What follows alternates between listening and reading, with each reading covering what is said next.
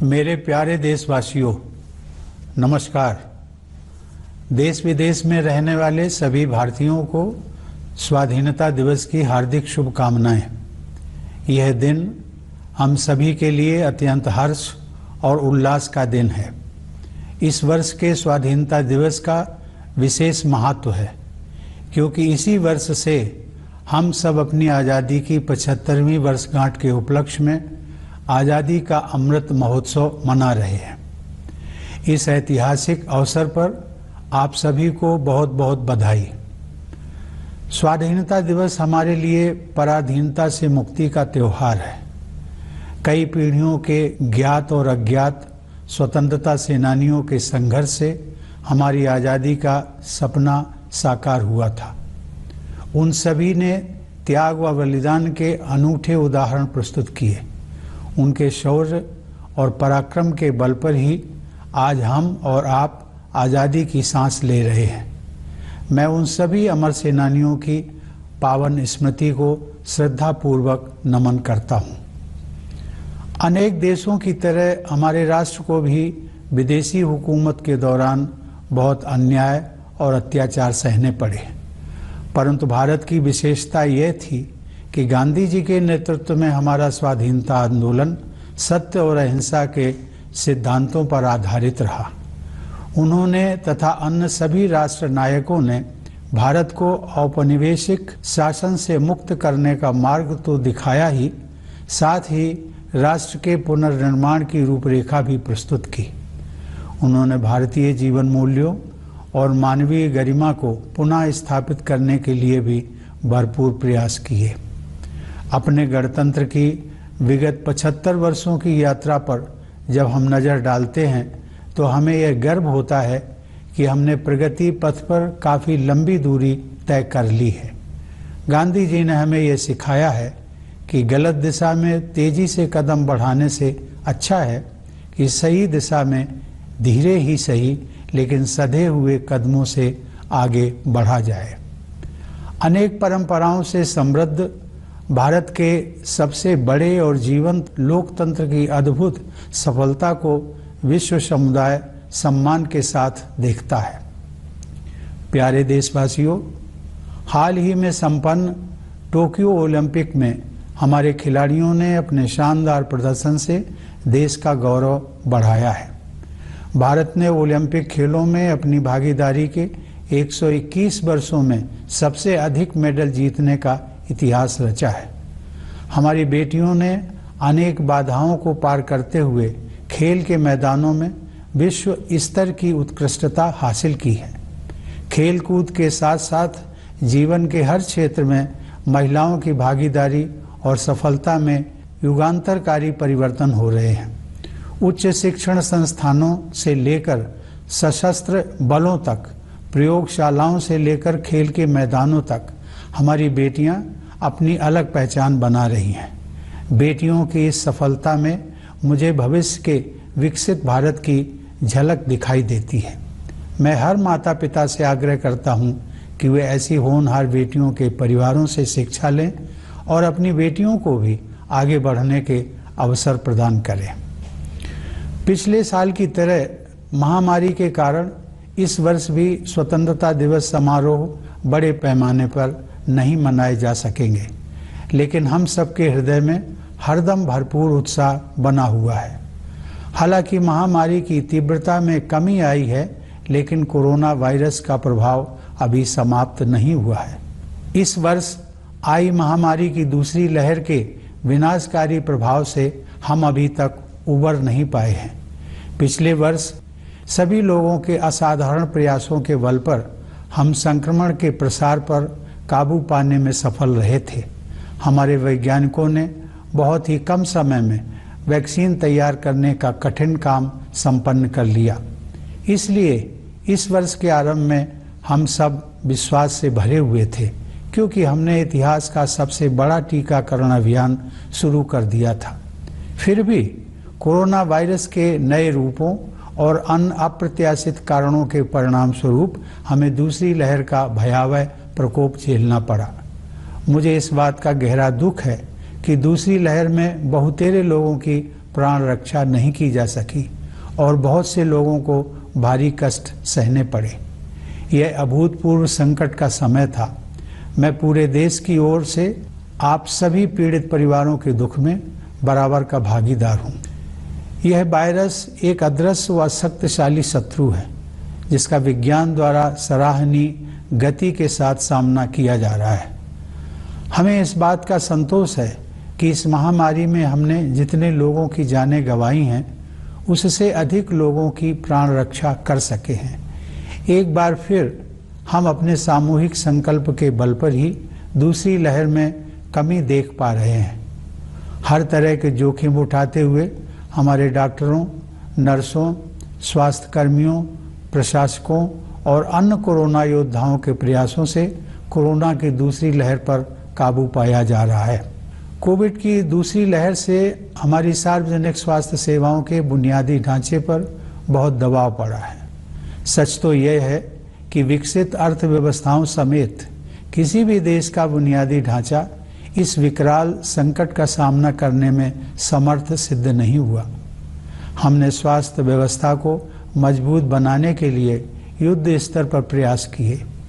देश के नेतृत्व ने इस चुनौती का डटकर सामना किया। केंद्र सरकार के प्रयासों के साथ साथ राज्य सरकारों, निजी क्षेत्र की स्वास्थ्य सुविधाओं, गैर सरकारी संगठनों तथा अन्य समूहों ने सक्रिय योगदान किया। इस असाधारण अभियान में कई देशों ने उदारता से अनिवार्य वस्तुएं उसी तरह साझा की जैसे भारत ने बहुत से देशों को दवाइयाँ, उपकरण और वैक्सीन उपलब्ध कराई थी। इस सहायता के लिए मैं विश्व समुदाय का आभार प्रकट करता हूँ। इन सभी प्रयासों के परिणाम स्वरूप काफ़ी हद तक सामान्य स्थिति बहाल हो गई है और अब हमारे अधिकांश देशवासी राहत की सांस ले रहे हैं। अब तक के अनुभव से यही सीख मिली है कि अभी हम सबको लगातार सावधानी बरतने की जरूरत है।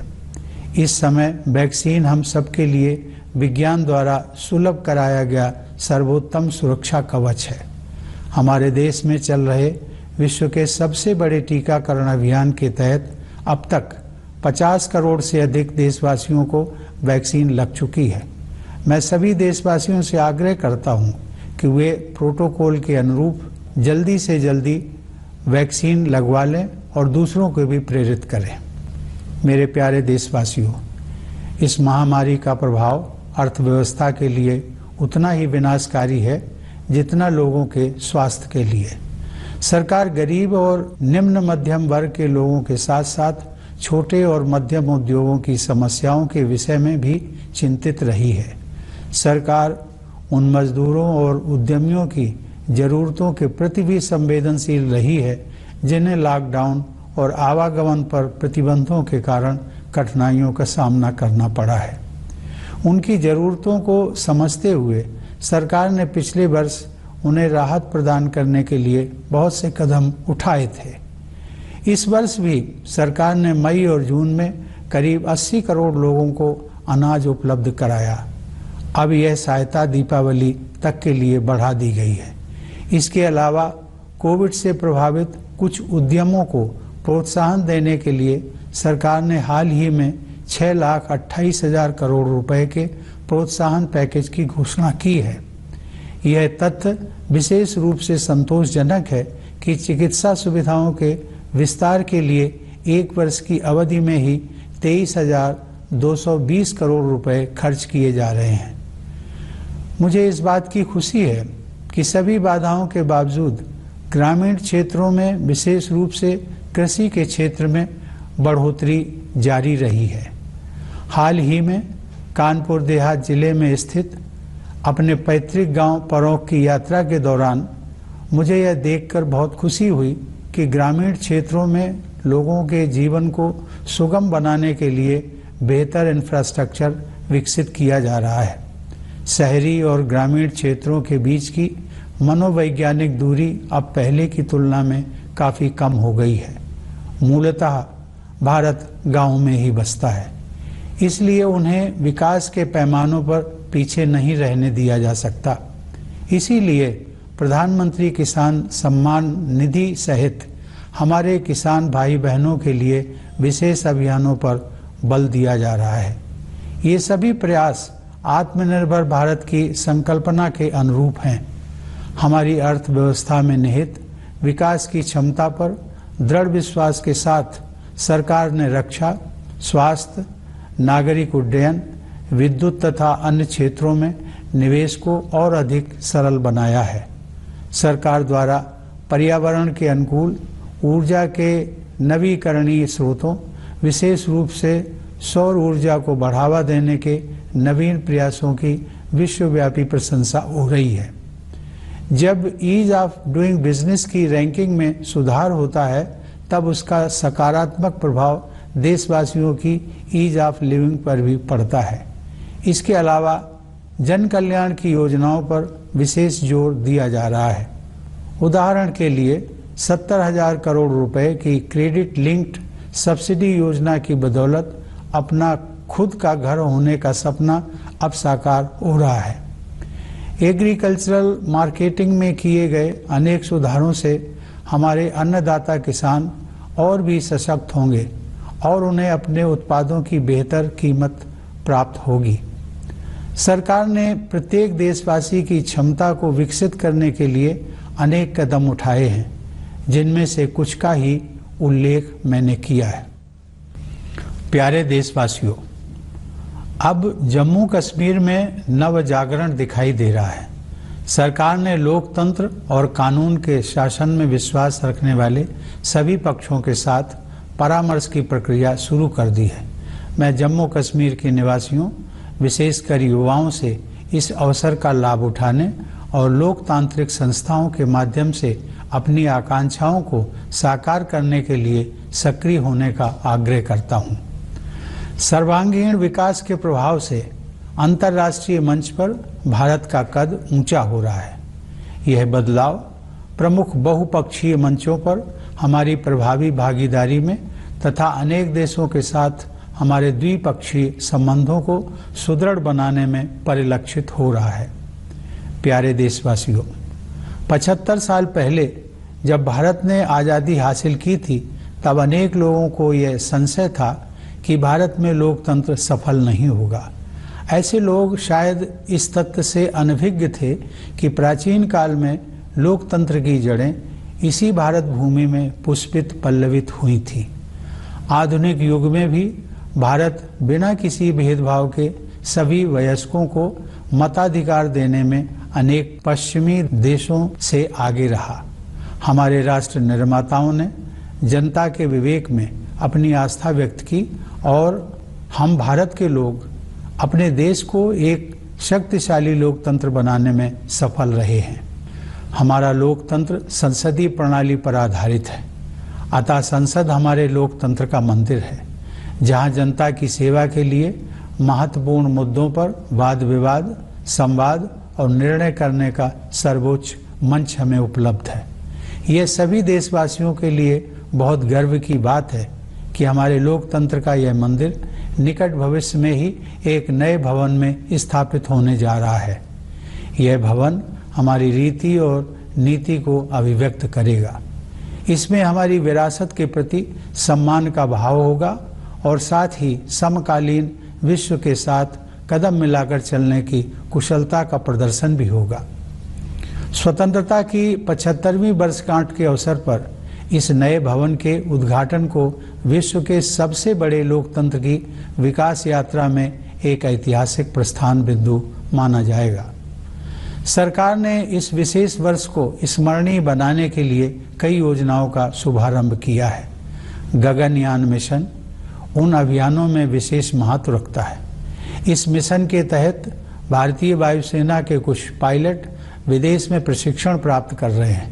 जब वे अंतरिक्ष में उड़ान भरेंगे तो भारत मानव युक्त अंतरिक्ष मिशन को अंजाम देने वाला दुनिया का चौथा देश बन जाएगा। इस प्रकार हमारी आकांक्षाओं की उड़ान किसी प्रकार की सीमा में बंधने वाली नहीं है। फिर भी हमारे पैर यथार्थ की ठोस जमीन पर टिके हुए हैं। हमें यह एहसास है कि आज़ादी के लिए मर मिटने वाले स्वाधीनता सेनानियों के सपनों को साकार करने की दिशा में हमें अभी काफ़ी आगे जाना है। वे सपने हमारे संविधान में न्याय, स्वतंत्रता, समता और बंधुता, इन 4 सार गर्भित शब्दों द्वारा स्पष्ट रूप से समाहित किए गए हैं। असमानता से भरी विश्व व्यवस्था में और अधिक समानता के लिए तथा अन्यायपूर्ण परिस्थितियों में और अधिक न्याय के लिए दृढ़ता पूर्वक प्रयास करने की आवश्यकता है। न्याय की अवधारणा बहुत व्यापक हो गई है, जिसमें आर्थिक और पर्यावरण से जुड़ा न्याय भी शामिल है। आगे की राह बहुत आसान नहीं है, हमें कई जटिल और कठिन पड़ाव पार करने होंगे, लेकिन हम सबको असाधारण मार्गदर्शन उपलब्ध है। यह मार्गदर्शन विभिन्न स्रोतों से हमें मिलता है।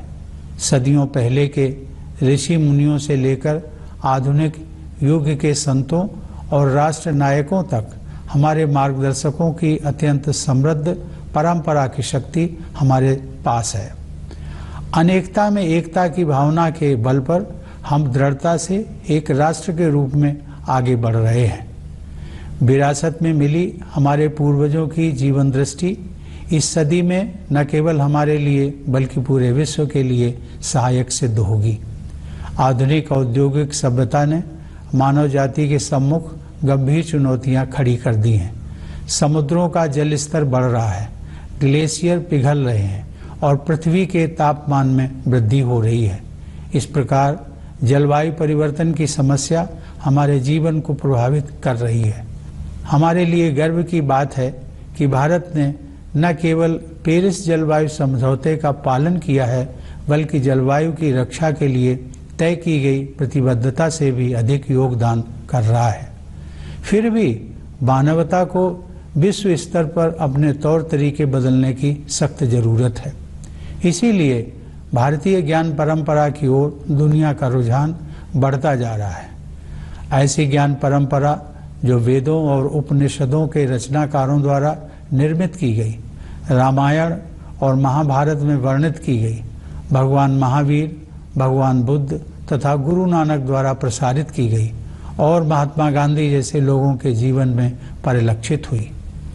गांधी जी ने कहा था कि प्रकृति के अनुरूप जीने की कला सीखने के लिए प्रयास करना पड़ता है, लेकिन एक बार जब आप नदियों और पहाड़ों, पशुओं और पक्षियों के साथ संबंध बना लेते हैं तो प्रकृति अपने रहस्यों को आपके सामने प्रकट कर देती है।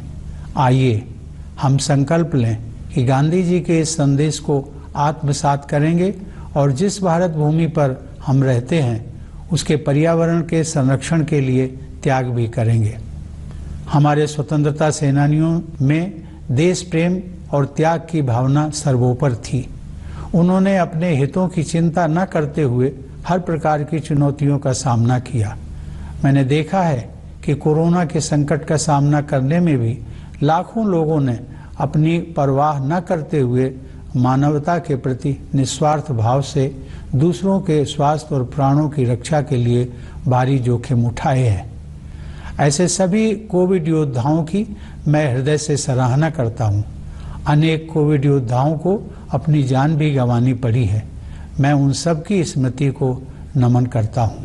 हाल ही में कारगिल विजय दिवस के उपलक्ष्य में मैं लद्दाख स्थित कारगिल युद्ध स्मारक द्रास में अपने बहादुर जवानों को श्रद्धांजलि देने के लिए जाना चाहता था, लेकिन रास्ते में मौसम खराब हो जाने की वजह से मेरा उस स्मारक तक जाना संभव नहीं हो पाया।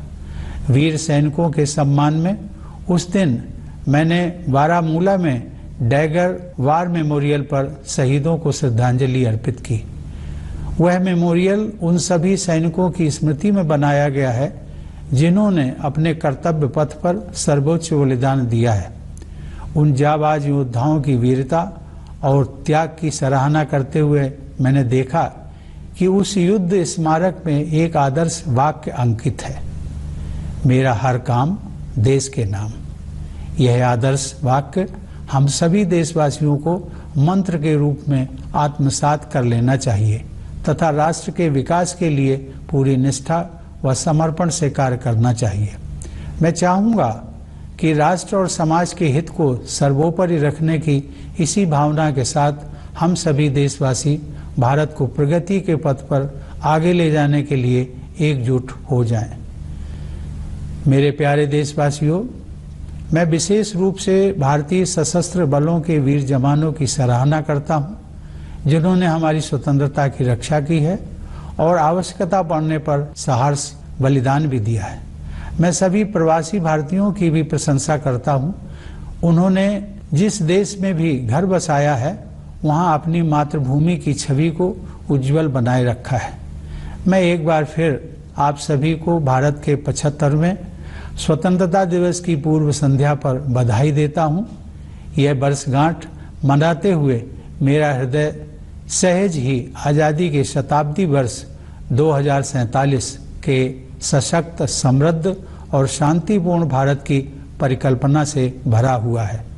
मैं यह मंगल कामना करता हूं कि हमारे सभी देशवासी कोविड महामारी के प्रकोप से मुक्त हों तथा सुख और समृद्धि के मार्ग पर आगे बढ़ें। एक बार पुनः आप सभी को मेरी शुभकामनाएं। धन्यवाद। जय